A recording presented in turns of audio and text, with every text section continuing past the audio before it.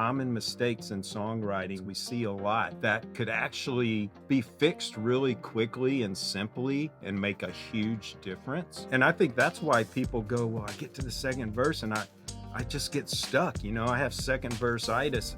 Welcome everyone. I'm Clay Mills here with my compadre Marty Dodson. Woo! Come on. Marty, let's continue this train of surprising each other with topics to talk about. I like it. I've got one for you today too. Awesome. Well, I got an email from a SongTown member that they were saying that the last few podcasts, they love them. We talked about the business, we've talked about different things, but they go, what I really loved about you guys when I joined SongTown was how much you raised my level of writing, like with the songwriting teaching stuff that you do. And so I thought we'd get back today, and I just wanted to kind of talk about a couple of things that I'm seeing that are common mistakes in songwriting when we're evaluating songs. We see a lot Yeah.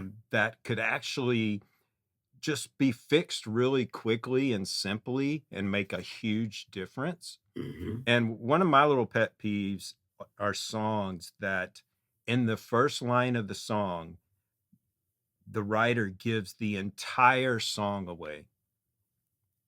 I can hear the first line of the song and I know what it's about. There's no reason for me to listen on anymore. It Yeah. just spells it out from beginning to end. And what I mean by that is, for instance, what if a song started out, I never knew my own strength until your leaving crushed me. Now look at me. And I'm like, okay, the person left, That's you it. you were Yeah. crushed, but you're so much better now. Yeah. And so I see this a lot. And I'm going, there's no incentive for me as a listener to listen anymore. Right. It might have a hooky melody and I might listen for a little bit, but you've left yourself as a lyric writer nowhere to go. But if you start out and your first verse is just about, you left me, I thought my world was over, I'm crushed. And then you get to the chorus and you go, I never knew my own strength till I had to pick myself up, which is an old song actually. Yeah.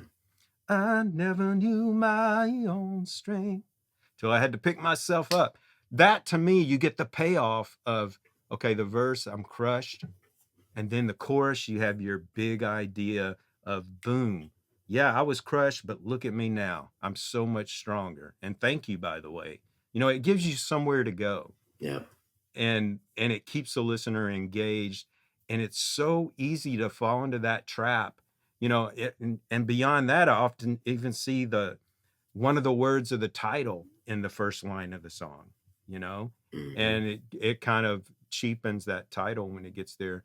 I know you have one thing I learned from you was the idea that a verse has a job to do. And why don't you talk a little bit about that?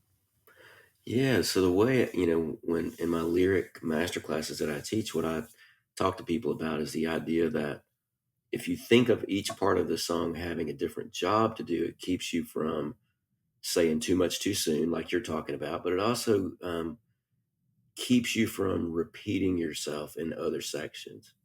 And so the way I look at it is that the job of the first verse is to introduce characters, context, and setting. Sometimes you don't need the setting. So, like in my song, Must Be Doing Something Right, it doesn't really matter where they are because it's just Right. personal between two people. But then the chorus introduces a big idea or big emotion. If you think of the song "I Can't Make You Love Me," that's the big idea and emotion in there. It's like, I can't Right. make you love me if you don't.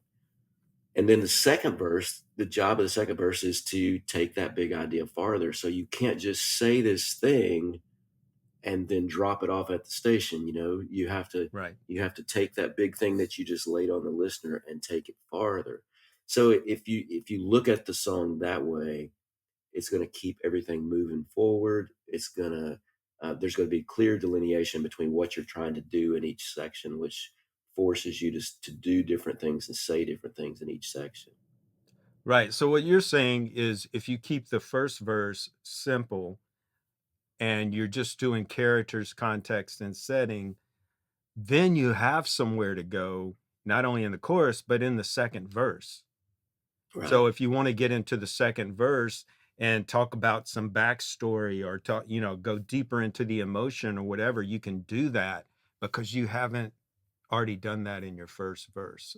right, So it really gives, and of course this is for verse chorus songs. If your song is an up tempo fun song that starts out with the chorus, well, that's a whole different thing to talk about. But right. for a verse chorus kind of song, it's really important not to give away everything. And I think that's why people go, well, I get to the second verse and I just get stuck. I have second verse itis, Mhm.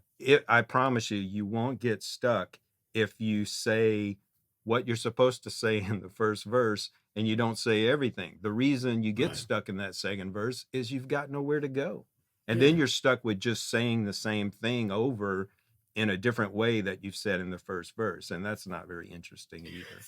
Yeah, and, one problem a lot of times I see too is that because the writer knows what the title's gonna be, they know what the big payoff is gonna be, they start advancing that big idea before the listener has heard it. So that's Right. kind of what you're talking about is like, if I start advancing the big idea before the listener's even heard it, then I'm probably going to be saying what I need to be saying in the second verse, because you have to first bring the listener to your title. So that first verse is introducing everything they need to know to get them to your title.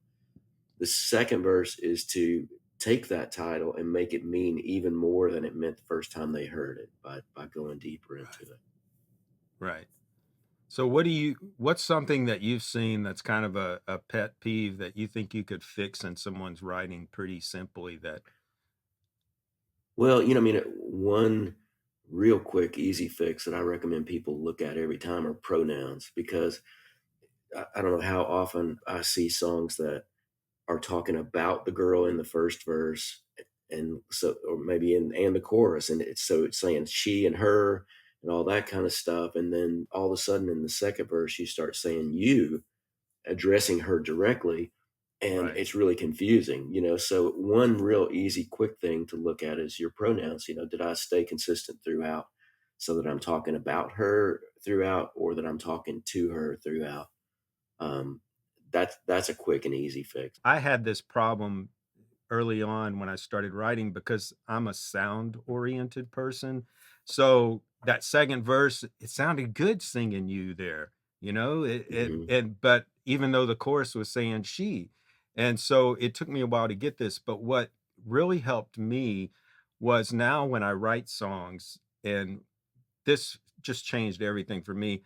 I picture who I'm singing to. So Yeah. if I'm singing to the audience, talking about this girl that, I was in a relationship and I'm saying she, then I'm not going to make that mistake of starting to switch over to you. Right. If it's a love song and I'm singing straight to the person, um, my wife or whoever, if I imagine that in my head, then I'm singing that verse you and then I get to the chorus, I'm not gonna start singing "she" because I wouldn't say that to my wife. I would say Mhm. "you." So I think if you just keep the audience in remember who you're talking to as you're Right. writing, there's no way you're gonna mess up the pronouns because you wouldn't do that in normal conversation. Absolutely. Yeah, and you said you'd be singing that love song to your wife or whoever. I would recommend singing it to your wife. Just Ba-dum-dum. just Matrimony, word of the day, matrimony. there you go. Yes, and the reason I said that is because I do have songs from my past that existed before my wife. But they're all to her now. All the love songs are to Right, her, right. yes. Glad we got that cleared up. Well, the second thing I was gonna mention is that, moving through time is a real challenge for a lot of writers, and it can be tricky to do. So I also, when I mentor people, I encourage them to look at how they're moving through time. because it Right. gets really confusing if you are in the past tense in the verse, in the first verse, and then the chorus is present tense, and then you're going back to past tense in the second verse, or even you're going out to the future and then you're going back to the present tense in the chorus. It gets really confusing. And I think moving through time and writing a song that moves through time in a really clear way is kind of a high level writing kind of technique. You mean, you have to be really Mhm. on your game to make that work where it's clear. So one thing I recommend people do a lot of times is not try to do that, just to stay in a moment. Let the song be in a moment, not try to cover all this ground of moving through time. So that can be a way to fix things, is just to choose a moment and stay in it.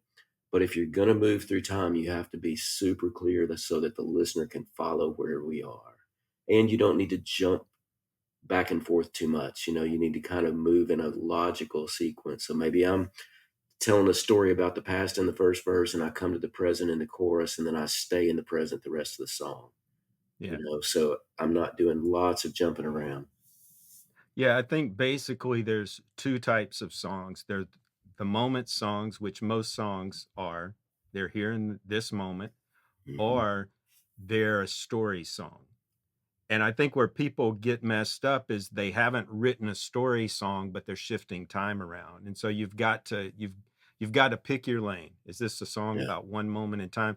And honestly, the majority of great songs, there have been some killer story songs, but for the most part, the really powerful songs throughout history have most of them have been about one moment in time, right. and if you stick to that, I think you can't go wrong unless you want to write a story song. And there's a lot of those in country and the past genres, things like The Gambler. They're not so common anymore, but for a long time they were a major part of country. There's an amazing Bobby Braddock song called "Time Marches On," Yes. in which he moves through time. He's keeping each section in the present tense, but he's also moving time by the cultural references that he makes. Hmm.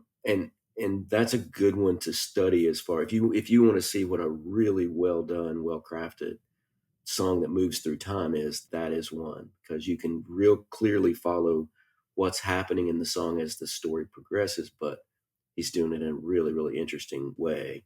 Okay, you heard it here. Marty Dodson giving a shout out to Hall of Fame songwriter Bobby Braddock, going Yeah. kicking it old school. So check out the show notes below. And if you've got any ideas about what you want to hear in our podcast, let us know. Check out the show notes to our books. Check out songtown.com, where we help you level up your songwriting. When you're ready, we'll get you connected to the music industry. So cheers, y'all. See you later.